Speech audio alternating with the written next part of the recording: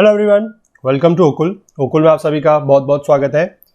आइए अपने इस कोर्स को आगे बढ़ाएंगे, that is India physical environment, text book geography NCERT class 11th। ठीक है, चैप्टर 4 जो है क्लाइमेट के ऊपर, इसको हमने पिछले पार्ट से स्टार्ट किया है और जो इसका पहला पार्ट था वो बहुत ही ज़्यादा बेसिक मैं उसको कहूँगा। हमने उसमें सिर्फ ये चीज़ें देखी कि क्लाइमेट क्या होता है, डिफरेंस क्या होता है between the climate and the weather, और हमने कुछ इम्पॉर्टेंट इंडियन क्लाइमेट को लेकर कुछ बातें की थी कि इंडिया में मानसून क्लाइमेट है, लेकिन फिर भी हमने ये जाना कि किस तरीके से जो रीजनल वेरिएशंस है, यानी कि एक रीजन में और दूसरे रीजन में कैसे वेरिएशंस है, कि साउथ इंडिया में मौसम अलग होता है, नॉर्थ इंडिया में मौसम अलग होता है।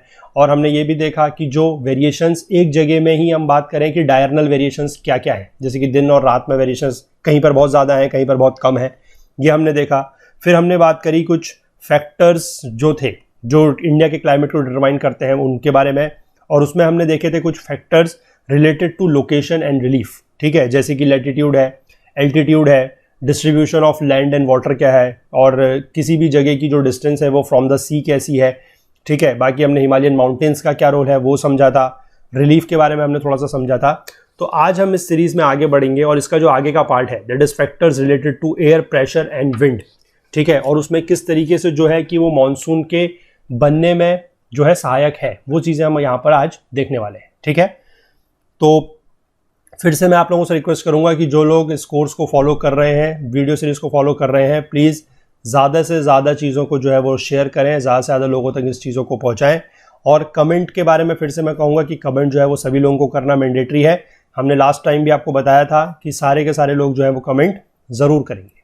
ठीक है, और जो लोग नए हैं चैनल पे वो प्लीज़ चैनल को जरूर सब्सक्राइब कर लें और बेल आइकन प्रेस कर लें, सो दैट कि वीडियोस के नोटिफिकेशन जो है वो मिस ना हो। ठीक है, और बाकी एक बात, आज से आप लोगों को पता है कि शेड्यूल जो है हमारा चेंज हो रहा है। जैसे ये ज्योग्राफी का टाइम तो सेम है, सुबह 8 बजे ही रहेगा, लेकिन दिन के 2 बजे का जो टाइम है वो अब पॉलिटी के लिए है और डेली। ठीक है, जो इंडियन पॉलिटी का फुल कोर्स चल रहा है उसके लिए है डेली दिन के 2 बजे, और रात के 8 बजे का जो टाइम है वो अब हो चुका है किसका, इंडियन इकोनॉमी का जो फुल कोर्स चल रहा है उसके लिए। ठीक है, तो अभी ये सारे कोर्सेज जो है वो लंबे टाइम तक चलते रहेंगे, तो ये जो टाइम स्लॉट है इसको आप नोट डाउन कर सकते हैं। सुबह 8 बजे ज्योग्राफी, दिन के 2 बजे इंडियन पॉलिटी का फुल कोर्स, और रात को 8 बजे जो है वो इंडियन इकोनॉमी का फुल कोर्स। ठीक है, चलिए, तो पहले इस चैप्टर में हम बुक में जाने से पहले आज कुछ इंपॉर्टेंट कंसेप्ट्स हैं जो हमें सीखने ज़रूरी हैं। ठीक है, पहले हम उनकी बात करेंगे, लेकिन पहले थोड़ा सा आप लोगों से इस मिशन के बारे में बात करनी ज़रूरी है। आप लोगों को यहाँ पर दिख भी रहा है और आप लोग ये लोग चीज़ें महसूस कर रहे हैं कि हमारा जो ये मिशन है एजुकेशन को अफोर्डेबल बनाना सभी लोगों के लिए, इस मिशन के तहत हम लोग जो काम कर रहे हैं उसका जो नतीजा है वो आप लोगों को दिख रहा है।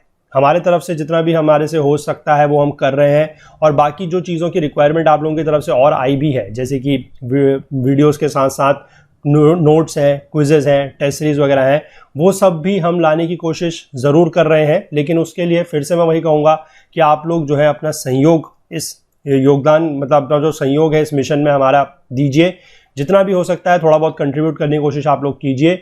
उससे क्या होगा कि जो भी फ़ायदा होगा, मतलब उससे जो भी पैसा वगैरह आएगा उसका फ़ायदा वो है सिर्फ आप लोगों को ही मिलने वाला है। ठीक है, तो स्कैन एंड पे का ऑप्शन दिया गया है, बाकी जिसको यूपीआई आईडी की ज़रूरत है वो okul@axis bank वो भी यहाँ पर दिया हुआ है, और बाकी अगर किसी को इंटरनेट बैंकिंग के माध्यम से या फिर कार्ड वगैरह के माध्यम से अगर पेमेंट करना है तो वो भी जो डिस्क्रिप्शन है वो नीचे लिंक दिया गया है डिस्क्रिप्शन बॉक्स में, वहाँ से आप लोग कर सकते हैं। ठीक है, चलिए, तो जैसा मैं बता रहा हूँ कि आज हम डायरेक्ट बुक पे नहीं जाएंगे, पहले हमें कुछ इंपॉर्टेंट कंसेप्ट्स हैं वो समझने हैं। और उसके लिए मैं आपको एक चीज़ और बता दूँ कि एक हमारा चैप्टर था जो फंडामेंटल्स ऑफ फिजिकल ज्योग्राफी, जो इसकी पहली बुक है क्लास 11th की, उसमें एक चैप्टर है चैप्टर 10th। ठीक है, जो आपका एटमॉस्फेरिक सर्कुलेशन के ऊपर जो चैप्टर है वो बहुत ज़्यादा इंपॉर्टेंट है यहाँ पर। ठीक है, उसके कुछ कंसेप्ट्स हैं जो हम यहाँ पर आज थोड़ा सा मतलब देखेंगे, ज़्यादा तो हम यहाँ पर उसको पूरा का पूरा रिपीट नहीं करेंगे, लेकिन थोड़ा थोड़ा कंसेप्ट मैं आपको यहाँ पर बता दूंगा। बाकी डिटेल में अगर आप वो कंसेप्ट पढ़ना चाहते हैं तो जाके वो जो वीडियो है वो एक बार जरूर देख लीजिएगा, चैप्टर 10th। ठीक है, मैं उसके नीचे डिस्क्रिप्शन बॉक्स में लिंक दिया हुआ है, वहां से भी आप देख सकते हैं। नहीं तो अगर जिसने वो सीरीज फॉलो की है तो उसको बहुत बढ़िया है, जिसको पता है चीज़ अच्छी बात है, जिसने नहीं देखी है या अगर आप चाहें तो रिवाइज करना तो वहां पर जाके वो चीज़ कर सकते हैं। ठीक है, फिलहाल जो कुछ इंपॉर्टेंट कंसेप्ट्स हैं जो हमें समझने यहाँ पर ज़रूरी है वो थोड़ा सा हम लोग एक बार देख लेते हैं क्या है। देखिए, एक है डिफरेंशियल हीटिंग। डिफरेंशियल हीटिंग का मतलब क्या है कि लैंड और सी जो है या फिर लैंड और जो वाटर बॉडी है उसमें अलग अलग तरीके से हीटिंग होती है। जैसे मान लीजिए ये कोई लैंड सरफेस है, ठीक है, दिस इज अ लैंड, और यहां पर कोई इसके पास वाटर बॉडी है, ठीक है। अब इस पे जब सन पड़ेगा, जब दोनों पे सन पड़ेगा तो हमें पता है कि जो लैंड है वो क्या होती है, it gets heated up faster, ठीक है, हीटेड अप फास्टर। ये ज्यादा भी गर्म होती है और जल्दी भी होती है, ठीक है, heated up faster and also cools faster, ठीक है, ये भी हमें पता है। और वाटर बॉडी की अगर हम बात करते हैं, सी है या वाटर बॉडी है, तो it heats and cools slower, यानी कि ये जल्दी गर्म नहीं होती, देर में गर्म होती है और ठंडी भी जो है देर में होती है, ठीक है। अब देखिए हमें पता है कि लैंड जो है वो ज्यादा गर्म होती है, यानी कि लैंड का टेम्परेचर क्या होगा, लैंड के टेम्परेचर की अगर हम बात करें तो टेम्परेचर विल बी मोर, या मैं कहूंगा temperature is high then water body. तो जहां पर भी टेम्परेचर हाई होता है, आपको ये कंसेप्ट पता है, ठीक है, अगर नहीं पता है तो प्लीज नोट डाउन कर लीजिए कि जिस जगह का भी टेम्परेचर जो है वो ज्यादा है, वहां पर प्रेशर क्या होगा, वहां पर जो प्रेशर है that will B low pressure, ठीक है, यानी कि लैंड के ऊपर बन जाएगा लो प्रेशर रीजन, ठीक है।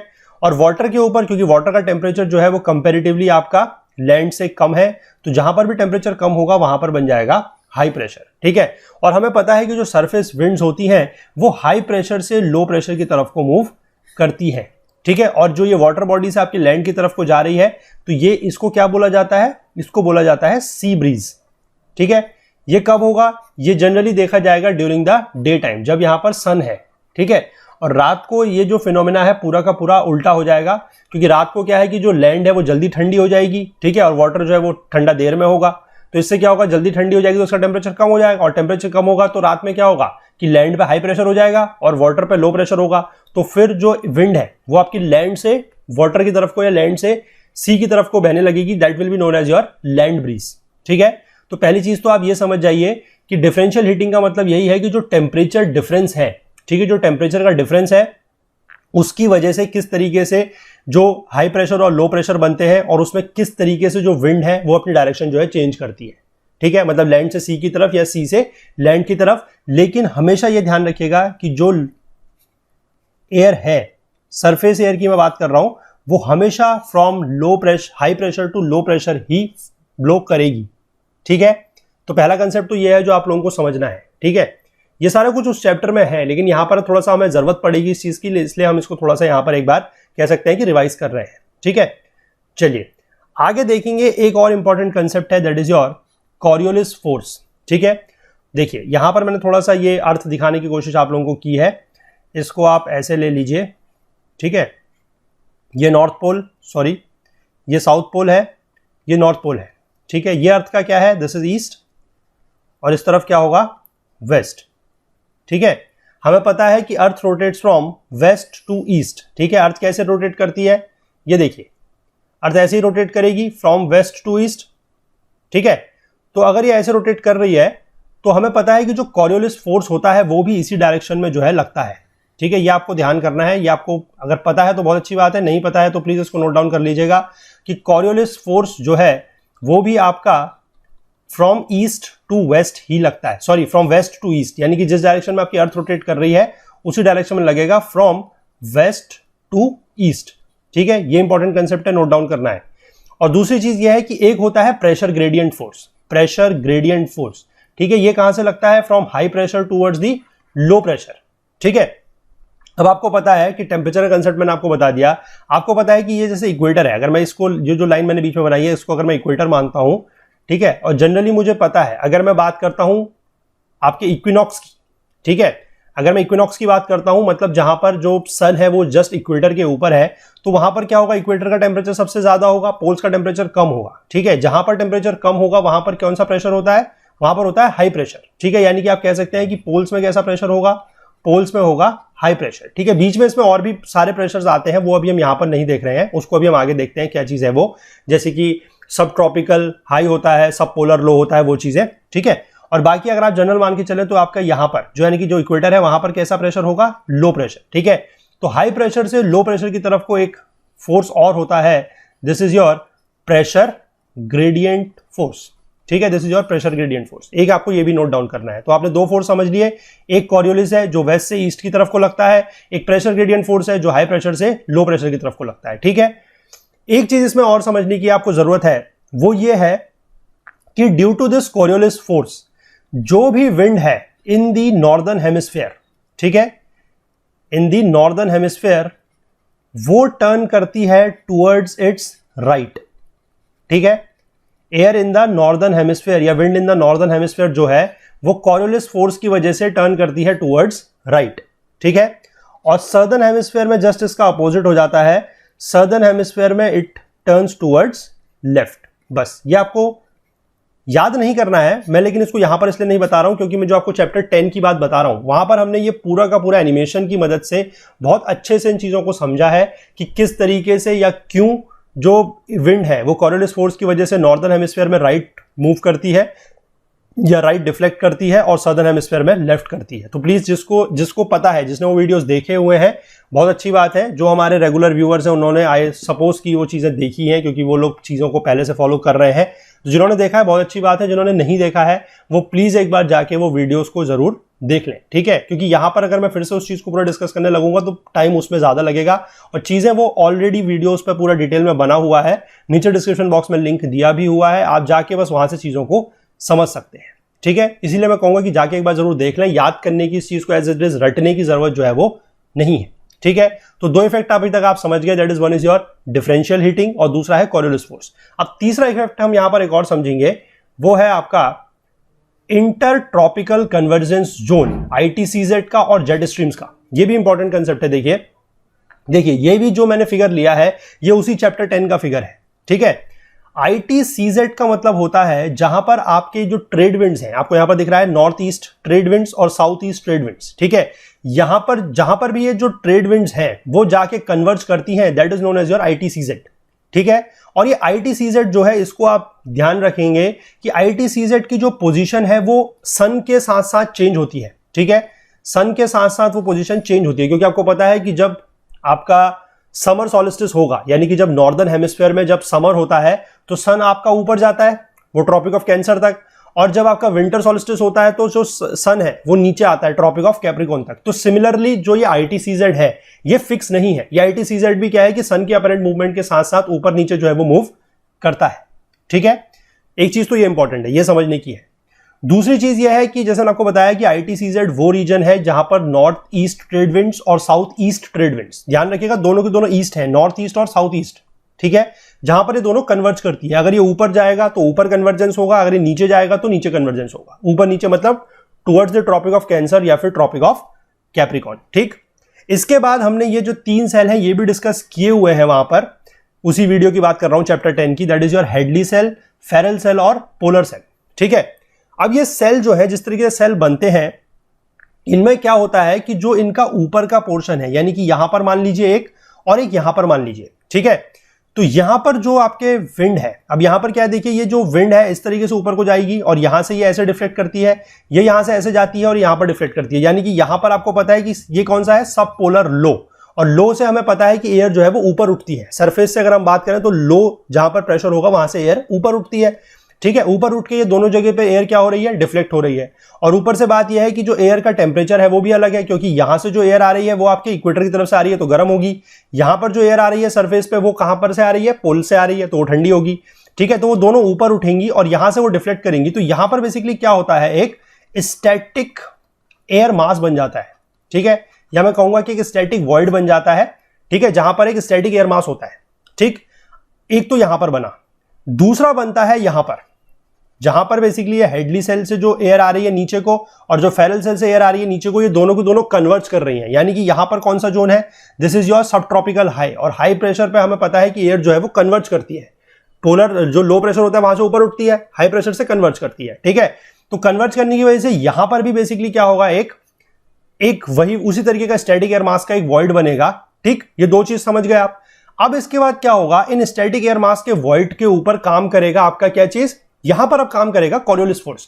और कॉरियोलिस फोर्स हमें पता है कि वेस्ट से ईस्ट की तरफ को लगता है, यानी कि इन दोनों के दोनों जो एयर मासेस हैं उनको अब कौन मूवमेंट कराएगा फ्रॉम वेस्ट टू ईस्ट, वो कराएगा कॉरियोलिस फोर्स। और इसकी वजह से क्या होगा कि ये जो आपके एयर मास हैं ये अर्थ का पूरा चक्कर लगाएंगे और इस तरीके से ये बेसिकली इस तरीके से, ठीक है, इस तरीके से क्या होगा कि ये आपके एयर का मूवमेंट करेंगे, ठीक है। और यही जो एयर का मूवमेंट होता है that is nothing but your jet streams, ठीक है, यही है जेट स्ट्रीम्स। बस आपको ध्यान ये रखना है कि जेट स्ट्रीम जो है वो अपर एटमॉस्फेयर में होती हैं, क्योंकि आपको पता है कि जो ये चीज हो रही है, ये जहां पर ये स्टैटिक एयर मास यहां पर बन रहा है और यहां पर बन रहा है, यानी कि जो हेडली सेल और फेरल सेल का जो अपर पार्ट है, या हेडली सेल, फेरल सेल और पोलर सेल का जो अपर पार्ट है, वो अपर पार्ट का मतलब है वो ट्रोपोपॉज के पास होता है, जहां पर ट्रोपोस्फेयर और स्ट्रेटोस्फेयर की जो बीच की एक सेपरेटिंग लाइन है वहां पर, ठीक है। तो आप ये समझ के चलिएगा, सबसे इंपॉर्टेंट चीज तो यह है कि जो जेट स्ट्रीम है, jet streams are your upper atmosphere winds, ठीक है। ये अपर एटमॉस्फेयर में विंड्स होती हैं, ये सरफेस विंड्स नहीं होती हैं। पहली चीज ये जानना बहुत ज्यादा जरूरी है, ठीक है। और दूसरा जो है, इनका मूवमेंट कहां से कहां होता है, वेस्ट टू ईस्ट, और बहुत तेज होती हैं ये, ठीक है। वेस्ट टू ईस्ट इनका मूवमेंट होता है ड्यू टू योर, किसकी वजह से, फिर से वही इंपॉर्टेंट फैक्टर जो है इसका, दैट इज कॉरियोलिस फोर्स, ठीक है। जो पोल के पास होती है इसको बोला जाता है पोलर जेट स्ट्रीम, ठीक है। और जो ये नीचे सब ट्रॉपिकल रीजन में है इसको बोला जाता है टेम्परेट या फिर subtropical jet stream. These are the two most permanent jet streams, ये परमानेंट जेट स्ट्रीम्स हैं और ये दोनों उसमें होती है हेमिस्फेयर में, जैसे हमने यहां पर नॉर्दर्न में दिखाया, ये सदर्न हेमिस्फेयर में भी होती है, ठीक है। और दूसरी बात ये है कि ये जिगजैग पैटर्न में मूव करती है, ये स्ट्रेट मूव नहीं करती है। जिगजैग पैटर्न में मूव क्यों करती है, due to the pressure difference, ठीक है। प्रेशर डिफरेंस, जैसे आपको पता है कि सरफेस पे प्रेशर डिफरेंस होता है, उसी तरीके से जो अपर एटमॉस्फेयर है वहां पर भी प्रेशर डिफरेंस होता है, ठीक है। और जेट स्ट्रीम्स का जो यूज है, मतलब जेट स्ट्रीम्स का आप जो कह सकते हैं जो इफेक्टिव यूज है, वो कौन करता है, जो एविएशन है। एविएशन मतलब जो एयरक्राफ्ट वगैरह जो उड़ते हैं वो इसका बहुत ज्यादा यूज करते हैं, क्योंकि इससे क्या है कि इनकी स्पीड जो है बहुत ज्यादा होती है। लगभग जेट स्ट्रीम्स की स्पीड आप कह सकते हैं कि 200-250 किलोमीटर प्रति घंटे की रफ्तार से तक भी हो सकती है। तो इनका यूज इस तरीके से किया जाता है कि अगर आपको इस डायरेक्शन में मूव करना है तो ट्रोपोपॉज के पास से, अगर आप ट्रोपोपॉज के पास से अगर आपको उस डायरेक्शन में मूव करना है तो आप इन जेट स्ट्रीम्स के सहारे जो है आपका एयरक्राफ्ट मूव कर सकता है। तो फ्यूल की खपत जो है वो बहुत ज्यादा कम हो जाएगी, ठीक है। फ्यूल का जो कंजम्पशन है वो काफी कम हो जाएगा। तो ये इसका बेसिकली यूज है। लेकिन अगर आपको उसके अपोजिट डायरेक्शन में मूव करना है तो ध्यान रखना पड़ता है कि जेट स्ट्रीम से जो है वो टकराव ना हो, एयरक्राफ्ट का टकराव जो है वो जेट स्ट्रीम में ना हो, ये भी ध्यान रखना पड़ता है, ठीक है। और इसका जो एक चीज और है, इसमें क्या है कि जो ऊपर का रीजन है, जहां पर आपको पता है कि ये कोल्ड और जो वार्म एयर मास है जो मिलते हैं, जहां पर हेडली सेल और फेरल सेल का कन्वर्जेंस है, यहाँ पर या फिर जहां पर पोलर सेल और ये आपका फेरल सेल है, जहां पर ये डाइवर्ज कर रही है एयर, तो आपको पता है कि यहां पर जो जोन बन रहे हैं, जैसे यहां पर नीचे लो प्रेशर है तो यहां पर ऊपर हाई प्रेशर होगा, और यहां पर नीचे हाई प्रेशर है तो ऊपर जो है वो लो प्रेशर होगा। तो यहां पर आपको पता है कि हाई प्रेशर पे क्या बनता है, that is an anti cyclone, ठीक है, और लो प्रेशर पे क्या बनता है, साइक्लोन। लेकिन ये सारे के सारे जो है ये साइक्लोन और एंटी साइक्लोन जो है ये अपर एटमॉस्फेयर के साइक्लोन है, ठीक है। इसका हमारे ऊपर कोई ऐसा सरफेस पे जो लोग रह रहे हैं उन पे कोई फर्क नहीं पड़ता है, इनडायरेक्टली, मतलब डायरेक्टली कोई फर्क नहीं पड़ता, इनडायरेक्टली तो बेसिकली उसकी वजह से क्या होता है कि जितनी ज्यादा हमारी जो जेट स्ट्रीम्स है वो जितनी ज्यादा स्ट्रांग होंगी, ठीक है, या जितनी ज्यादा वो वीक होंगी, उससे जो सरफेस विंड्स है वो भी फर्क पड़ती है। क्योंकि बाद में आप देख लीजिए कुल मिला के क्या होगा कि जितना ये ऊपर से जितना कन्वर्ज होगा नीचे की तरफ को, ठीक है ना, जितना कन्वर्जेंस होगा ये फिर मिला के आपका कुल मिला के यहाँ की जो विंड है या यहाँ की जो विंड है उस पर फर्क डालेगी, ऑब्वियस सी बात है। लेकिन डायरेक्टली कोई असर ऐसा नहीं होता है। लेकिन जो साइक्लोन्स और एंटी साइक्लोन्स आते हैं they are upper atmosphere cyclones और एंटी साइक्लोन्स, और इसका जो फिर से मैं कह रहा हूं कि एविएशन पे, ठीक है, जो हमारी एयरक्राफ्ट वगैरह है उस पर फर्क पड़ता है, और किस तरीके से इसका बेसिकली यूटिलाइज करके जो फ्यूल कंजम्पशन है उसको काफी कम करते हुए एयरक्राफ्ट को उस डायरेक्शन में चलाया जा सकता है। तो ये भी एक बहुत इंपॉर्टेंट कंसेप्ट है। और ये दो जेट स्ट्रीम्स का आप नाम याद रखेंगे, that is your polar jet stream और सब ट्रॉपिकल जेट स्ट्रीम। ये दोनों की दोनों क्या है, these are your permanent jet streams, ठीक है, सब ट्रॉपिकल और पोलर। इसके बाद कुछ आपके अगर हम बात करें इंडिया के रिस्पेक्ट में स्पेसिफिकली, तो दो जेट स्ट्रीम्स और हैं, ठीक है, that is known as your easterly jet stream और एक है वेस्टर्ली जेट स्ट्रीम, ठीक है। वो किस तरीके से काम करती है, इंडियन मानसून में उसका बहुत बड़ा रोल है, वो मैं आपको समझाता हूं, ठीक है। अब बिल्कुल ध्यान से देखिएगा यहां पर कि क्या हो रहा है। सबसे पहले हम बात कर लेते हैं समर सीजन की, ठीक है।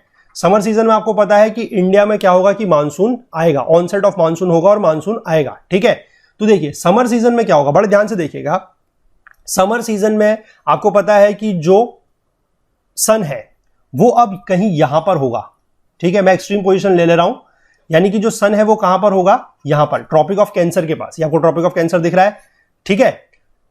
तो यहां पर अगर सन है तो आप समझ सकते हैं कि जो ITCZ है, जो ITCZ है वो भी यहीं पर होगा। आप मान लीजिए कि ITCZ जो है वो इसी को मतलब इसी से कोइंसाइड कर रहा है। वैसे जनरली ऐसा होता नहीं है, ITCZ थोड़ा सा इससे और ऊपर होता है, लेकिन फिर भी आप मान लीजिए कि यहीं पर है कंसेप्ट समझने के लिए, ठीक है। ये इंडिया है। दूसरा आपको पता है कि एक रीजन यहां पर है, ये रीजन कौन सा है, दिस इज तिब्बत, ठीक है। ये जो तिब्बतन प्लेट्यू है ये वो है, और ये आपको पता है कि कैसा है, बहुत ज्यादा गर्म हो जाता है, क्योंकि यहां पर आपको पता है कि हिमालयाज है, ठीक है, ठीक है। तो ये देखिए तिब्बत है, यहां पर आपके हिमालयाज है। तो हिमालयाज की वजह से आपको पता है, अभी मैं आपको बताऊंगा कि जो साउथ वेस्ट मानसून होता है उसकी वजह से क्या है, ये हमने पिछले चैप्टर में से थोड़ा सा बात की है कि हिमालयाज क्या है कि विंड्स को, जो साउथ वेस्ट मानसून की विंड्स हैं उनको बेसिकली वो तिब्बत तक नहीं पहुंचने देते, ठीक है। तो सारा का सारा जो रेनफॉल है वो इंडिया में होता है, प्रेसिपिटेशन सारा का सारा इंडिया में होता है। तो कंपैरेटिवली उससे क्या होता है कि जो तिब्बत होता है वो काफी ज्यादा एरिड रह जाता है। एरिड का मतलब सूखा, ठीक है, और गर्म तो ये रहता ही है। तो गर्मियों के दिनों में क्या होता है कि तिब्बतन प्लेट्यू जो है बहुत ज्यादा गर्म हो जाता है, ठीक। और गर्म होने की वजह से क्या होगा कि यहां पर बनता है एक लो प्रेशर जोन, ठीक है। और दूसरा सन यहां पर है, ITCZ यहां पर है, तो यहां पर एक लो प्रेशर जोन जो है वो बनेगा ही।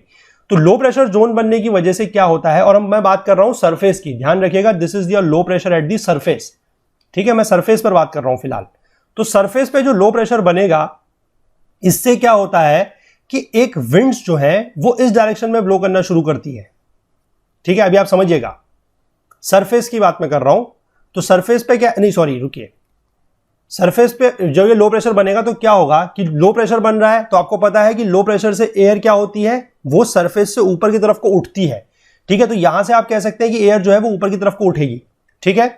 ऊपर की तरफ को उठेगी तो फिर ये मूव करती है इस डायरेक्शन में। ये अपर एटमॉस्फेयर की बात मैं कर रहा हूं, ठीक है। अपर एटमॉस्फेयर में हो रहा है ये सब कुछ, ये एयर ऊपर उठी और ये इस डायरेक्शन में मूव करेगी, ठीक है। यहां पर जैसे ये एयर मूव करेगी तो आपको पता है कि ये आ गया आपका इक्वेटर, ठीक है।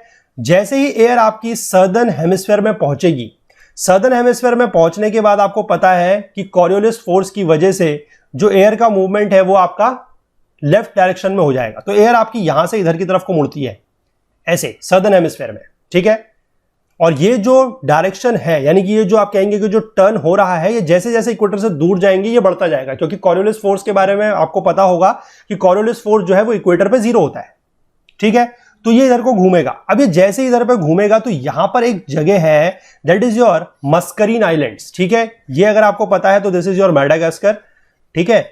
ये मैडागास्कर है, और मैडागास्कर के बगल में मॉरिशियस के पास यहां पर एक आइलैंड है, दैट इज योर मैस्करीन आइलैंड्स। तो मैस्करीन आइलैंड्स में क्या होता है कि एक हाई प्रेशर जोन बनता है, और ये जितनी भी एयर जो तिब्बतन प्लेट्यू से या फिर जो इंडिया के ये हिमालय वाले रीजन से, जहां पर ITCZ है, जहां पर लो प्रेशर बना हुआ है गर्मी के कारण, तो यहां से ये जो एयर आपकी अपर एटमॉस्फेयर से आ रही है वो यहां पर सबसाइड करती है, ठीक है। इस हाई प्रेशर जोन में यहां पर बनता है हाई प्रेशर जोन, और सबसाइड करने की वजह से क्या होता है कि यहां पर हाई प्रेशर जोन है, तो सरफेस विंड्स जो है वो इस डायरेक्शन में मूव करती हैं। सरफेस विंड्स कहां को मूव करेंगी, सरफेस विंड्स ऐसे ही मूव करती है नीचे की तरफ से। और ये आपको पता है कि कौन सी विंड्स होंगी, these are your south east trade winds. South east trade winds तो मूव कर ही रही है ना इस डायरेक्शन में, क्यों, क्योंकि आपको पता है कि ITCZ अभी आपका यहां पर है, तो ITCZ जहां तक है तो वहां तक साउथ ईस्ट ट्रेड विंड्स तो मूव करेंगी, साउथ ईस्ट ट्रेड, ठीक है ना। तो ये ऐसे मूव कर रही हैं, साउथ ईस्ट ट्रेड विंड्स जो मूव कर रही हैं, तो वो फिर से उस पर फर्क क्या पड़ेगा कि जैसे ही वो इक्वेटर से पास करेंगी, तो इक्वेटर से पास करने के बाद तो हर विंड पे आपका फर्क पड़ता है कॉरियोलिस फोर्स का। तो जैसे ही ये इक्वेटर से पास करेंगी, इनका डायरेक्शन थोड़ा थोड़ा इधर की तरफ को ट्रेवल करेगा, ठीक है। ये यहां से भी आ रही है तो ऐसे मूव करेगी, ठीक। तो इसकी वजह से पहली बात तो यह है कि जो ये south east trade winds deviate कर रही हैं, इसकी वजह से साउथ वेस्ट मानसून जो है, बड़े ध्यान से सुनिएगा, साउथ वेस्ट मानसून जो है वो डेवलप होता है। पहली चीज तो ये है, ठीक है। अब यहां से आप देख सकते हैं कि साउथ वेस्ट मानसून की जो 2 ब्रांचेस बनती हैं वो आपको यहां पर बड़ी क्लियरली दिख रही हैं। एक तो ये वाली ब्रांच है जो जाएगी, दिस विल बी और अरेबियन सी ब्रांच, और एक ये जो दूसरी वाली ब्रांच है जो इस तरफ से जाएगी, दैट विल बी और बे ऑफ बंगाल ब्रांच। इसके बारे में हम बाद में अच्छे से डिस्कस करेंगे, ठीक है। मैं आपको फिलहाल ये जो हाई प्रेशर जोन बनता है, जो ये एक लोकल जेट स्ट्रीम है, उसका असर समझा रहा हूं। लोकल जेट स्ट्रीम का असर यह है कि जैसे ही यहां पर ये मस्करीन आइलैंड्स के पास जो हाई प्रेशर जोन बना है, जैसे ही ये एयर यहां पर सबसाइड करेगी, यहां से वापस इस तरीके से नीचे से सरफेस विंड्स मूव करेगी, और ये सरफेस विंड्स वैसे ही जिस तरीके से आपकी साउथ ईस्ट ट्रेड विंड जो है वो डेविएट कर रही है towards the left in the northern hemisphere, sorry towards the right in the northern hemisphere, similarly ये वाली विंड जो है ये भी सरफेस विंड्स इस तरफ को मूव करने लगेंगी।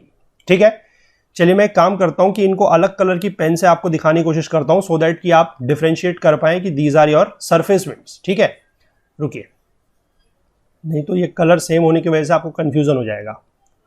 ठीक है, देखिए एक तो आपकी ये है, these are your south east trade winds. ठीक है, इक्वेटर से क्रॉस करेंगी और जैसे इक्वेटर से क्रॉस करेंगी ये टर्न कर जाएंगी इस तरफ को। ठीक है, क्यों कर रही है टर्न, ये आप समझते हैं ड्यू टू कॉरियोलिस फोर्स। ठीक है, इसके बाद जो इस सरफेस के नीचे जो मस्करीन आइलैंड्स है उसके नीचे से जो आपकी एयर जाएगी, this is again your surface winds. ठीक है, इस तरीके से अब ये सरफेस विंड्स क्या कर रही हैं कि जो ये साउथ वेस्ट मॉनसून की विंड्स हैं, यानी कि जो ये साउथ ईस्ट ट्रेड विंड्स हैं, ये तो आपके यहां से मॉइस्चर पिक करेंगी अरेबियन सी से भी और बे ऑफ बंगाल से भी। सिमिलरली ये जो विंड्स हैं ये वाली जो आपके ये जो ऊपर से जो साउथ जो आपका ये आ रहा है ट्रेड विंड्स, सॉरी जो आपके ऊपर की तरफ से जेट स्ट्रीम आ रही है, इस जेट स्ट्रीम को ये सपोर्ट करेंगी। जेट स्ट्रीम की वजह से ये आई है तो ये इन विंड्स को सपोर्ट करेंगी। तो सपोर्ट करने की वजह से क्या है कि जो मॉनसून है वो ज्यादा अच्छा होगा। तो आप समझ सकते हैं इसका जो साफ असर आप देखने को यहां पर पता लगा सकते हैं वो ये है कि तिब्बतन प्लेट्यू पे जितनी ज्यादा गर्मी पड़ेगी, ठीक है, या फिर जो ITCZ अपर शिफ्ट होने की वजह से जितना ज्यादा लो प्रेशर बनेगा उतना ज्यादा जो मानसून है वो अच्छा होगा। ठीक है, और जो ये वाली विंड्स मैं आपको बता रहा हूं, जो ये ऊपर की तरफ से विंड्स आ रही हैं, दीज आर योर, ये जो ऊपर की तरफ से विंड्स आ रही हैं जो येलो कलर में मैंने दिखाई है, these are nothing but your jet streams हैं, क्योंकि अपर एटमॉस्फेयर में है तो दे आर जेट स्ट्रीम्स, और इन्हीं को बोला जाता है ईस्टर्ली जेट स्ट्रीम। ठीक है, ईस्टर्ली जेट स्ट्रीम या फिर पूर्वा जेट धाराएं, पूर्वा जेट स्ट्रीम। ठीक है, ये कंसेप्ट आप समझ गए आई होप कि ईस्टर्ली जेट स्ट्रीम जो है ये एक लोकल जेट स्ट्रीम है और ये किस तरीके से बेसिकली जो इंडियन मानसून है उसको किस तरीके से ये सपोर्ट करती है। ठीक है, चलिए इसके बाद आपको एक और जेट स्ट्रीम के बारे में थोड़ा सा बताना है, that is your western jet stream. वो देखते हैं थोड़ा सा क्या है। देखिए सिमिलरली अब जब सर्दी हो जाएंगी, मतलब जब नॉर्दर्न हेमिस्फीयर में जब सर्दी होगी, विंटर की बात करेंगे, क्योंकि आपको पता है कि मॉनसून जो है वो रिट्रीट भी करता है, विंटर मॉनसून भी होता है। ठीक है, तो पूरे तरीके से विंटर मॉनसून का मतलब है कि सन जो है वो ट्रॉपिक ऑफ कैप्रिकॉर्न में आ चुका है। ठीक है, तो यानी कि आपका ITCZ कहां शिफ्ट हो गया है अब, यहां पर। ठीक, this is your ITCZ, simple तो बात ये हो गई। उसके बाद जो आपकी नॉर्थ ईस्ट ट्रेड विंड्स हैं, वो नॉर्थ ईस्ट ट्रेड विंड्स अब आपकी सारी की सारी यहां को आती रहेंगी, ये बात पहले बिल्कुल क्लियर है। These are your north east trade winds. ठीक है, तो ये नॉर्थ ईस्ट ट्रेड विंड्स जो है ये आपकी क्या कर रही हैं, ये इंडिया से मानसून को बाहर लेके आ रही हैं। These are your retreating monsoon winds. ठीक, इसके बाद अगर हम बात कर लेते हैं कि जो हमारा ITCZ यहां पर शिफ्ट हुआ है, इस ITCZ के यहां पर शिफ्ट होने की वजह से इस रीजन से आप अगर देखें तो इस रीजन से क्या होगा कि जो आपका साउथ ईस्ट ट्रेड विंड्स थी, ठीक है, जो साउथ ईस्ट ट्रेड विंड्स थी वो ऐसे मूव कर रही होंगी। ठीक है, these are your south east trade winds. ठीक है, तो साउथ ईस्ट ट्रेड विंड्स ऐसे मूव करेंगी तो ये बेसिकली जो आपका यहां पर आप देखिए कि जो नॉर्थ ईस्ट ट्रेड विंड्स हैं वो इस तरीके से मूव कर रही हैं। ठीक है, ये नीचे है, दीज आर सरफेस लेवल पर। उसके बाद ये बेसिकली क्या होगा कि इक्वेटर से जैसे ही पास करेंगी तो फिर ये इधर की तरफ को टर्न करेंगी। ठीक है, क्योंकि इक्वेटर से पास करने के बाद कॉरियोलिस फोर्स लगेगा तो इनको टर्न करना पड़ेगा इधर की तरफ को, और जैसे ही इधर की तरफ को टर्न करेंगी तो उसके बाद जहां पर ये ITCZ आएगा, ITCZ का मतलब क्या है कि यहां पर फिर से क्या बना हुआ होगा, लो प्रेशर जोन, क्योंकि ITCZ पे लो प्रेशर ही होता है। ठीक है, तो लो प्रेशर बना होगा तो जैसे ही उस लो प्रेशर पे आएंगी तो वहां से ये एयर जो है फिर ऊपर को उठ जाएंगी, सरफेस से ऊपर की तरफ को। ठीक है, सरफेस से ऊपर की तरफ को उठेंगी और वापस से ये जो है अब जाएंगी इसी डायरेक्शन में ऐसे। ठीक है, ये जो रेड कलर है these are your upper atmosphere winds. ठीक है, तो ऐसे जाएंगी और इक्वेटर से ये इधर की तरफ को मुड़ जाएंगी। ठीक है, क्यों मुड़ेंगी, because of the Coriolis force. जैसे ये यहां से मुड़ेंगी तो एक तरीके से यहां पर आप देख सकते हैं कि अपर एटमॉस्फेयर में एक सर्कुलेशन बन रहा है। ठीक है, कि ये ऊपर जा रही है, येलो कलर वाली जो है ये नीचे की तरफ से जा रही है, ये ऊपर की तरफ से जा रही है, ये नीचे की तरफ से जा रही है। तो ये वाली जो आपकी जेट स्ट्रीम्स है, क्योंकि अपर एटमॉस्फेयर है तो जेट स्ट्रीम्स है, और ये जिस डायरेक्शन में फ्लो कर रही है they are known as your westerly jet stream. इनको बोला जाता है वेस्टर्ली जेट स्ट्रीम, क्योंकि ये वेस्ट की तरफ से जा रही है। ठीक है, और ये कब होता है, जब आपका इंडिया में या जो नॉर्दर्न हेमिस्फीयर है वहां पर जब क्या है, सर्दी है। ठीक है, तो that is basically your winter monsoon या फिर रिट्रीटिंग मानसून। समझ गए आप कि जो वेस्टर्ली जेट स्ट्रीम है वो सर्दियों में बहती है, जो ईस्टर्ली जेट स्ट्रीम है उसकी वजह से क्या होता है कि जो समर मानसून है वो स्ट्रेंथन होता है। ठीक है, साथ ही जो समर मानसून है उस पर एक चीज का फर्क और पड़ता है, ये आपने वर्ड सुना होगा, that is your Indian ocean dipole. ठीक है, थोड़ा सा मैं आपको उसके बारे में भी यहां पर चाहे तो बता देता हूं, डिटेल में हम उसको कभी बाद में डिस्कस कर लेंगे। देखिए यहां पर क्या होता है कि इस तरफ पे ऑस्ट्रेलिया है, ठीक है, इसके जस्ट यहां पर आप देखेंगे कि ऑस्ट्रेलिया है। ठीक है, तो जो ऑस्ट्रेलियन रीजन बनता है, ठीक है, यहां पर कहीं पर है ऑस्ट्रेलिया इस तरफ पे, तो जहां पर ऑस्ट्रेलिया है वहां पर भी जनरली क्या होता है कि जिस समय यहां पर आपका मस्करीन आइलैंड्स के ऊपर हाई प्रेशर बना हुआ है तो यहां पर एक लो प्रेशर जोन जो है वो और बनता है। नॉर्मल एयर की बात मैं कर रहा हूं, ठीक है, मतलब नॉर्मल साल में। तो यहां पर एक लो प्रेशर है, एक लो प्रेशर आपको पता है कि तिब्बत के ऊपर है।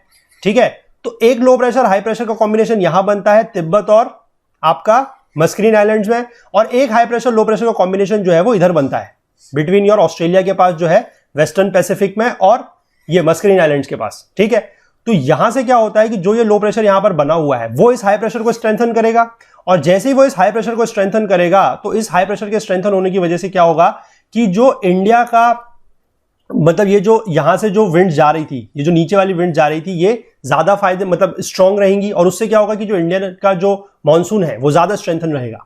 ठीक है, this is about your Indian ocean dipole. ये इंडियन ओशन में जो डाइपोल बन रहा है वो है। फिर आपने एक वर्ड या एक कंसेप्ट और सुना होगा, that is known as your El Nino.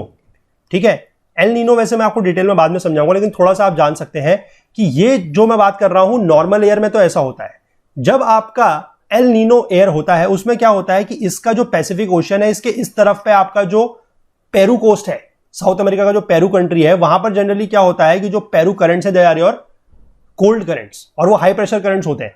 तो नॉर्मल साल में तो ये होता है। अब कभी क्या होता है जिस साल एल नीनो एयर होता है तो यहां पर बेसिकली एक आपको मैंने एक दिन बताया है किसी एक वीडियो में आई थिंक कि वॉकर सर्कुलेशन होता है किस तरीके से।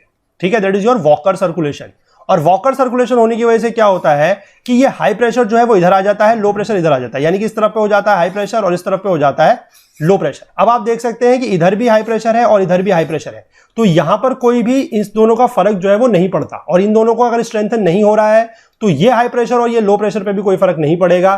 तो इसकी वजह से क्या होता है कि जो एल नीनो एयर है, यानी कि जिस साल एल नीनो होगा, जनरली ये 2 से 3 साल में मतलब 2 से 7 साल में एक बार होता है, तो जब ये एल नीनो होगा उस साल इंडिया में बारिश जो है वो कम होगी, जो नॉर्मल एयर होगा उसके कंपैरिजन में कम होगी। और इसी का एक जस्ट अपोजिट इफेक्ट है, दैट इज योर ला नीना।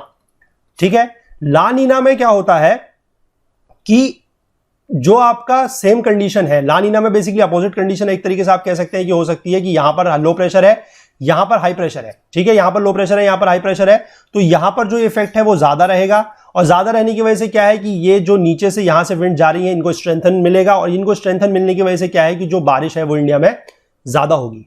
तो एल नीनो का इफेक्ट यह है कि बारिश कम होती है, ला नीना का इफेक्ट यह है कि बारिश ज्यादा होती है।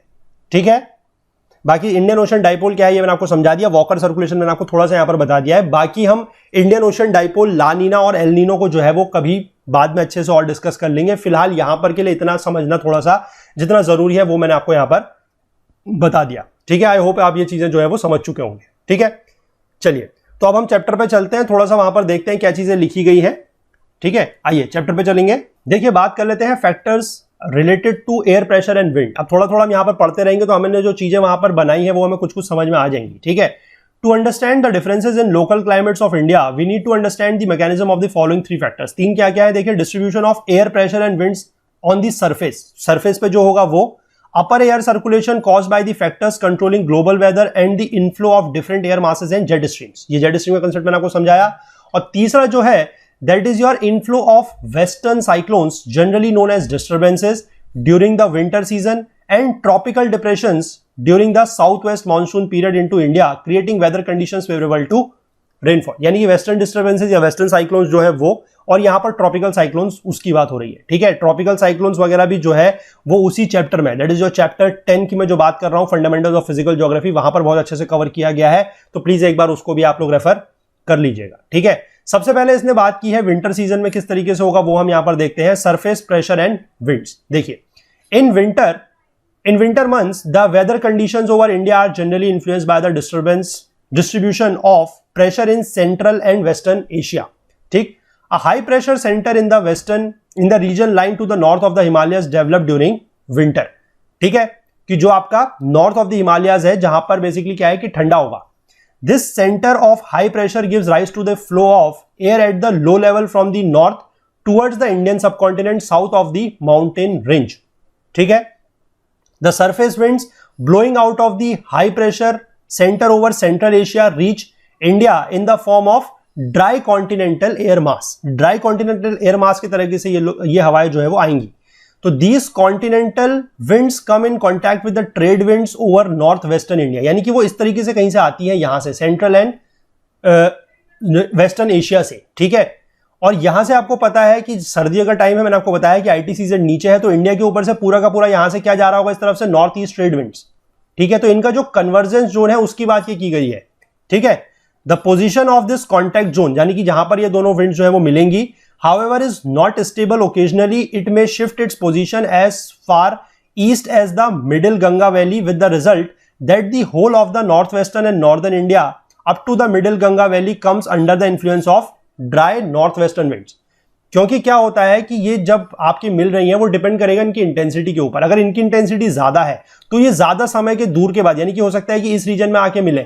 ठीक है, और अगर कभी इनकी इंटेंसिटी कम है और इनकी इंटेंसिटी ज्यादा है तो ये यहां पर भी मिल सकते हैं. ठीक है, तो ये बात यहां पर कही गई है कि इनकी जो फिक्स जगह है जहां पर ये दोनों आपस में मिलती है वो फिक्स नहीं है.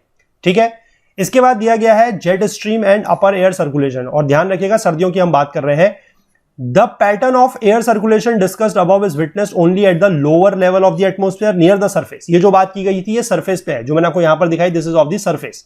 ठीक है, हायर लेवल पर क्या होगा, देखिए हायर एटमोस्फेयर पर, higher up in the lower troposphere, यानी कि ट्रोपोस्फेयर से नीचे, about 3 kilometre above the surface of the earth, a different pattern of air circulation is observed.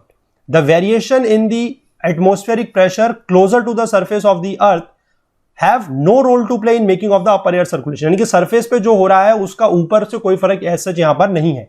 ठीक है, all of western and central Asia remains under the influence of westerly winds along the altitude of 9 to 13 kilometre from west to east. अब ये कौन सी westerly winds है? ठीक है, ये basically बात यहां पर की जा रही है सब ट्रॉपिकल वेस्टर्ली जेट्स. ठीक है, जो सब ट्रॉपिकल हमने विंड्स जेट स्ट्रीम समझी थी, ये वो है जो वेस्ट से ईस्ट की तरफ को जा रही है. ठीक है, these winds blow across the Asian continent at latitudes north of the Himalayas roughly parallel to the Tibetan highlands या Tibetan plateau जो है वो, and these are known as your jet streams. ये यानी कि इस तरीके से ये बहती हैं वेस्ट टू ईस्ट. और यहां पर जो आपका तिब्बतन हाईलैंड है, अगर आप ऊपर देखेंगे तो यहां पर आपका तिब्बतन हाईलैंड है. ठीक है, this is your Tibetan highland या फिर तिब्बतन प्लेट्यू. तो यहां से बेसिकली क्या है कि ये जो है ये तिब्बतन हाईलैंड इनको बाइफरकेट करता है, डिवाइड करता है दो पार्ट में. एक या ऐसे ऊपर को चली जाती है और दूसरी जो है वो ऐसे नीचे को आ जाती है. ठीक है, यहां पर लिखा गया है, देखिए these are known as jet streams. मैंने आपको बता दिया सब ट्रॉपिकल वेस्टर्ली जेट है ये. Tibetan highland act as a barrier in the path of these jet stream. As a result the jet streams get bifurcated. One of its branches blow to the north to the Tibetan highlands, और जो दूसरा है it blows in the eastward direction south of the Himalayas. ठीक है, जो इसकी mean position रहती है वो 25 डिग्री नॉर्थ के आसपास रहती है इन फरवरी एट 200 to 300 मिलीबार लेवल. ये प्रेशर है. It is believed that this southern branch of jet stream exercises an important influence on the winter weather in India. ठीक है, इसका जो फर्क है वो विंटर के वेदर पे पड़ता है. और आपको पता है कि ये ड्राई विंड्स है, क्योंकि ये कहां से आ रही थी, ये आपकी बेसिकली वेस्टर्न साइड से आ रही है. तो जो आपका ड्राई एरिया है तो वहां पर इससे क्या है कि बारिश वगैरह भी जो है वो नहीं पड़ेगी. और ये वैसे भी आपकी कौन सी विंड्स है, जो ऊपर की तरफ से आ रही है. ठीक है, जो अपर एटमोस्फेयर विंड्स है ये वो है, जेट स्ट्रीम्स है ये. इसके बाद ये जब नीचे से टर्न करेंगी तो उसके बाद जो मैंने आपको बताया जिस तरीके से टर्न करके जो आपका नॉर्थ ईस्टर्न ट्रेड विंड्स है ये उनके साथ मिक्स होकर नीचे की तरफ को जाएंगी. रिट्रीटिंग मानसून होगा. क्यों? क्योंकि विंटर सीजन की बात है. ठीक है, चलिए दो फैक्टर आप समझे. तीसरा इसमें जो दिया गया है that is western cyclonic disturbances and tropical cyclones. Western cyclonic disturbances जो है जो इंडियन कॉन्टिनेंट में एंटर करते हैं from the west and north west during the winter months originate over the Mediterranean sea. अब ये इंडिया है. ठीक है, ये इंडिया है, तो आप इसमें मैप में देखेंगे कहीं यहां पर लगभग आपको मिलेगा मेडिटेरेनियन सी. ठीक है, तो वहां से ये जनरली जो है वेस्टर्न साइक्लोन्स या वेस्टर्न डिस्टर्बेंस जो है वो इंडिया में एंटर करता है. ठीक है, and are brought into India by the westerly jet stream. और ये जो वेस्टर्ली जेट स्ट्रीम है, और ये वेस्टर्ली जेट कौन सा है मैं फिर से आपको बता दूं, सब ट्रॉपिकल वेस्टर्ली जेट. ठीक है, ये वो उनको लेके आता है. An increase in the prevailing night temperature generally indicates an advance in the arrival of these cyclonic disturbances, यानी कि सर्दियों के दिनों में जब रात का टेम्परेचर, जो रात का तापमान है, जब वो ज्यादा हो जाता है, तब हम कह सकते हैं कि ये जो साइक्लोनिक डिस्टर्बेंसेस है, ठीक है, ये आ रहा है, जिसको बोला जाता है जनरली वैसे पश्चिमी जो डिस्टर्बेंस है वो, क्योंकि वेस्टर्न है ये, ठीक है। चलिए आगे देखिए, tropical cyclones originate over the bay of Bengal and the Indian ocean, ठीक है। ट्रॉपिकल साइक्लोन्स आपके कहां पर बनते हैं? बे ऑफ बंगाल में और इंडियन ओशन के लिए, और इनके लिए हमने जो कंडीशन है वो भी जनरली देखी है कि जो वाटर का टेम्परेचर है वो 27 डिग्री से ज्यादा होना चाहिए। और हम सर्दियों की बात कर रहे हैं, हमें पता है कि सर्दियों के टाइम पर क्या होता है कि लैंड जो है वो जल्दी ठंडी हो जाती है और ज्यादा ठंडी होती है एज कंपेयर टू वाटर, ठीक है। तो यहां पर क्या है, देखिए, these tropical cyclones have very high wind velocity and heavy rainfall and hit the Tamil Nadu, Andhra Pradesh and Orissa coast, ठीक है। Most of these cyclones are very destructive due to high wind velocity and torrential rain that accompanies it, यानी कि मूसलाधार बारिश होती है, torrential rain होती है, ठीक है। अभी हम आगे जाके ये भी समझेंगे कि जो हमारा विंटर मानसून है, जो रिट्रीटिंग मानसून है, उससे आप देखेंगे, आपने जनरली ये चीज देखी होगी या सुनी होगी कि जो साउथ वेस्ट मानसून है, ठीक है, यानी कि जो समर मानसून है, उससे आपने जनरली ये चीज देखी होगी कि तमिलनाडु का जो कोस्टल रीजन है वहां पर ज्यादा बारिश उससे नहीं होती है, ठीक है। क्यों नहीं होती है वो हम समझेंगे। और तमिलनाडु में जो ज्यादा बारिश होती है वो विंटर मानसून से होती है या फिर रिट्रीटिंग मानसून से होती है, ठीक है, वो हम समझेंगे बाद में आगे जाके। अभी फिलहाल आप देखिए, इसमें हमने विंटर सीजन समझ लिया, अब हम समझते हैं कि समर सीजन में क्या होता है। सरफेस प्रेशर एंड विंड्स का हम ध्यान रखेंगे। हमने चीजें जो पीछे मैंने आपको समझाई थी उनका ध्यान रख के पढ़िएगा इसको, ठीक है। देखिए, as the summer sets in and the sun shift northwards, अब सन नॉर्थवर्ड शिफ्ट हो रहा है, इसका मतलब क्या है कि ITCZ जो है वो भी ऊपर जाएगा, ठीक है। The wind circulation over the subcontinent undergoes a complete reversal at both the lower as well as the upper levels, ठीक है। By the mid of July, the low pressure belt nearer the surface termed as ITCZ, इसको क्या होगा, that also shifts northwards, मैंने आपको बता दिया है, roughly parallel to the Himalayas between 20 degree north to 25 degree north, ठीक है। और इस टाइम पर क्या होगा, by this time the westerly jet stream withdraws from the Indian region, ठीक है, क्योंकि westerly jet stream यहां से withdraws कर जाएंगी। In fact, the meteorologists have found an interrelationship between the northward shift of the equatorial trough, यानी कि ITCZ, and the withdrawal of the westerly jet stream from over the North Indian plain. It is generally believed that there is a cause and effect relationship between the two. ठीक है। अब ITCZ आपको पता है कि कैसा zone है, मतलब ITCZ कैसा है, हल्का, मतलब वो है लो प्रेशर का जोन है, ठीक है, यहां पर कम प्रेशर होता है। और जो हमने बात करी है कि जो आपकी वेस्टर्ली जेट स्ट्रीम आ रही है, वेस्टर्ली जेट स्ट्रीम आएंगी, यानी कि वो कब आएंगी, जब उस जगह पर हाई प्रेशर बना होगा। सरफेस की बात मैं कर रहा हूं, क्योंकि जो ट्रॉपिकल जो ITCZ है वो आपका सरफेस पे बनता है, ठीक है, वो सरफेस पे बनता है। और जो वेस्टर्ली जेट स्ट्रीम्स आ रही थी वो कहां पर से आ रही थी, वो अपर एटमोस्फेयर से आ रही थी। वो अपर एटमोस्फेयर से आएंगी और उस जगह पर कन्वर्ज करेंगी जहां पर क्या होगा, हाई प्रेशर होगा एट दी सरफेस, ठीक है। और हाई प्रेशर सरफेस पे कब होता है, जब सरफेस का टेम्परेचर क्या होता है, कम होता है, यानी कि सर्दियों में। अब गर्मी का जब टाइम आया है, जब ITCZ ऊपर को मूव करा है, मैंने आपको बताया कि तिब्बतन प्लेट्यू और जो नॉर्थ इंडियन का प्लेन है जहां पर हमारा ITCZ शिफ्ट करता है, वहां पर टेम्परेचर अब बहुत ज्यादा हो चुका है। टेम्परेचर ज्यादा हो चुका है, इसका मतलब क्या है कि सरफेस पर क्या होगा, लो प्रेशर हो गया है, सरफेस पर हाई प्रेशर रहा नहीं है। अब सरफेस पर अगर हाई प्रेशर नहीं है तो ऊपर क्या होगा, अपर एटमोस्फेयर में, सरफेस पर लो प्रेशर है, अपर एटमोस्फेयर पर हाई प्रेशर है। तो हाई प्रेशर अगर सरफेस पर है तो वहां से जो है वो विंड का सर्कुलेशन नहीं हो सकता, यानी कि इस तरीके से जो वेस्टर्ली जेट है या फिर जो सब ट्रॉपिकल वेस्टर्ली जेट है वो अब वहां से नहीं बहेगी, ठीक है। आगे देखिए, the ITCZ being the zone of low pressure attracts inflow of winds from different directions. ये मैंने आपको समझाया कि किस तरीके से जो वहां पर लो प्रेशर जेट बनता है, या जो ITCZ में लो प्रेशर रीजन बनता है, उससे किस तरीके से जो साउथ ईस्ट ट्रेड विंड्स है, जब वो इक्वेटर पास करके जाती है तो किस तरीके से उनको अट्रैक्ट किया जाता है उस तरफ को, ठीक है। तो वो सारा का सारा जो मॉइस्चर लेके अरेबियन सी से और बे ऑफ बंगाल से वो उस तरफ को चली जाती है, ठीक है। The maritime tropical air mass, maritime tropical air mass का मतलब वही है जो ट्रॉपिकल रीजन से आ रहा है, यानी कि इक्वेटर के पास से, और मैरीटाइम यानी कि वाटर बॉडी से पास होते हुए आ रहा है, ठीक है, from the southern hemisphere after crossing the equator rushes to the low pressure area in the general south westerly direction. ये बहुत इंपॉर्टेंट है समझने के लिए, ये ज्यादातर इसको कोई समझाता है सच है नहीं, क्योंकि यहां पर आपको पता है कि इक्वेटर के पास जनरली कौन सी विंड्स होती हैं, ट्रेड विंड्स। अगर हम नॉर्मल बात करें इक्विनॉक्स की, जब आपका सन इक्वेटर के पास होता है तो वहां पर ट्रेड विंड्स जो है वो कन्वर्ज करती है ITCZ पे, ठीक है। और ITCZ पे जो आपका ट्रेड विंड्स कन्वर्ज कर रही हैं तो वो किस तरीके से आपकी साउथ वेस्टर्ली बनेंगी, ये मैंने आपको समझाया कि जब वो trade wind south east trade winds ही है वो, लेकिन जब वो इक्वेटर क्रॉस करती हैं तो due to the Coriolis force, और कॉरियोलिस फोर्स का जो इफेक्ट है कि नॉर्दर्न हेमिस्फीयर में कॉरियोलिस फोर्स जो है वो एयर को कहां की तरफ को शिफ्ट करता है, टर्न करता है टुवर्ड्स द राइट। तो इसकी वजह से वो साउथ वेस्ट डायरेक्शन बन के वो अरेबियन सी से और बे ऑफ बंगाल से मॉइस्चर उठाते हुए तब वो इंडियन जो इंडियन पेनिनसुला है और जो इंडियन का ऊपर नॉर्दर्न प्लेन वाला रीजन है वहां पर जाके वो बारिश करती है। और ऊपर आपको पता है कि हिमालयाज है वो एज अ बैरियर काम करते हैं, तो सारा का सारा प्रेसिपिटेशन जो है वो इंडिया में ही रह जाता है। ठीक है, इतना आप समझ गए आई थिंक। चलिए, it is this moist air current which is popularly known as the south west monsoon. ठीक है, चलिए उसके बाद हम देख लेते हैं jet streams and the upper air circulation. The pattern of pressure and winds as mentioned above is formed only at the level of troposphere.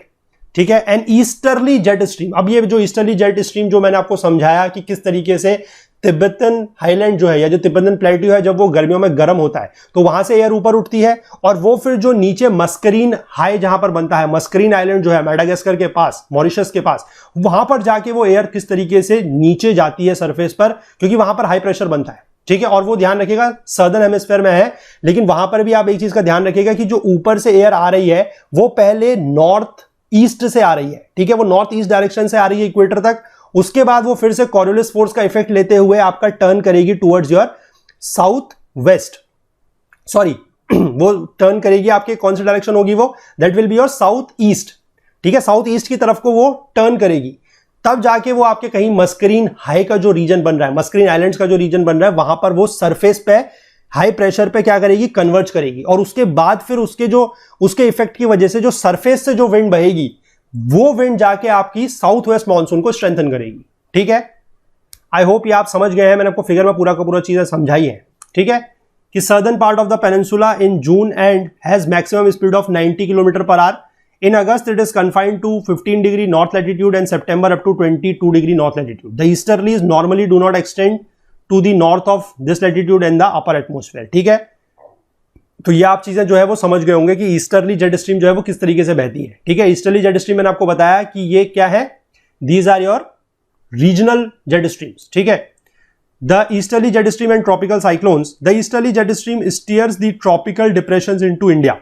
These depressions play a significant role in the distribution of monsoon rainfall over the Indian subcontinent.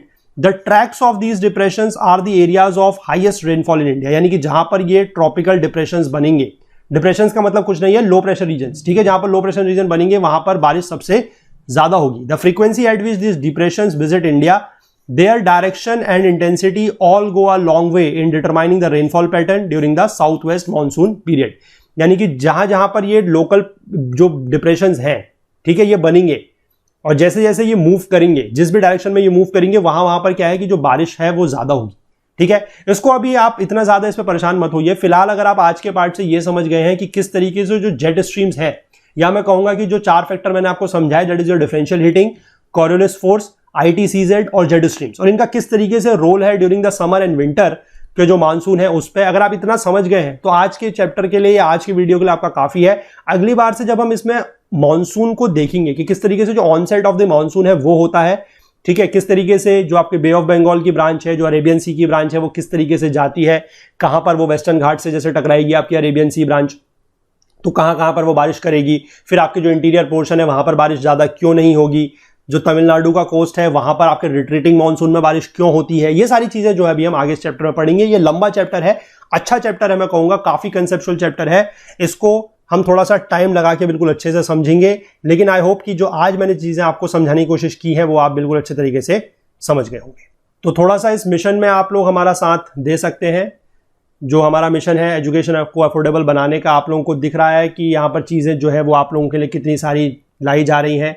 ठीक है, तो हम आप लोगों के लिए जो दिन रात मेहनत कर रहे हैं, थोड़ा सा फल जो है वो आप, हमारे लिए ये कोई फल नहीं है, ये सिर्फ और सिर्फ फल आप लोगों के लिए ही है, क्योंकि जितना आप चीज़ों को अपने एंड से करेंगे, थोड़ा बहुत कंट्रीब्यूशन आप लोग जो करेंगे उसका फायदा आप लोगों को ही इसके थ्रू मिलेगा। ठीक है, तो स्कैन एंड पे का ऑप्शन है, बाकी जिसको UPI ID की जरूरत है वो okul@axis बैंक UPI ID का यूज भी कर सकता है, या फिर किसी को इंटरनेट बैंकिंग से या फिर कार्ड वगैरह के माध्यम से अगर पेमेंट करना है तो नीचे डिस्क्रिप्शन बॉक्स में वो लिंक भी दिए हुए हैं। ठीक है, तो चलिए, आई होप आपको ये पार्ट पसंद आया होगा। अगर आया है तो प्लीज लाइक जरूर कीजिए, ज्यादा से ज्यादा शेयर कीजिए और कमेंट का ध्यान रखिएगा कि कमेंट सभी लोगों को करना है। जिनको कोई डाउट है, कोई क्वेरी है, कोई फीडबैक देना चाहते हैं, वो लोग तो करेंगे ही, लेकिन बाकी जो लोग हैं वो भी सारे के सारे करेंगे, क्योंकि एक रेगुलर व्यूअर आप हैं ये हमें पता लगना चाहिए। ठीक है, बाकी हमसे ज्यादा जुड़ने के लिए हमारा Facebook page, Twitter page, Telegram channel का यूज करें। और अगर आप हमसे कोई और बात शेयर करना चाहते हैं, कुछ बात हमें बताना चाहते हैं या कुछ बात हमसे पूछना चाहते हैं, तो उसके लिए आप हमारी ईमेल आईडी का यूज भी कर सकते हैं, दैट इज okul.co@gmail.com। ठीक है, चलिए मिलते हैं अगले पार्ट में बहुत जल्द। तब तक के लिए अपना बहुत बहुत ख्याल रखिएगा। Thank you, have a nice day, bye bye.